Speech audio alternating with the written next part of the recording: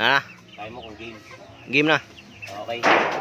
Ito po yung tuang na kinuha namin. Yan po yung dahon niya. Yan. Hindi ko rin akalain to na ito, herbal pala to. Yung pinaka-ubo nito, nagugulay din siya. So ang papakinabangan lang natin, itong ugat niya. Hanggang dito, puputulin natin to. Pero lilinisin muna siyempre. Lilinisin yung lupa, tatanggalin. Para pagkatapos, ilalaga. Yan, tapos iinumin. Maraming dalang gamot pala to. Pwede siyang sa mga dinudugo. Pwede rin siya sa mga high blood. Masarap inumin yung ang pinakuluan nito. Bali papakuluan siya ng lalagay mo sa kaldero, papakuluan mo.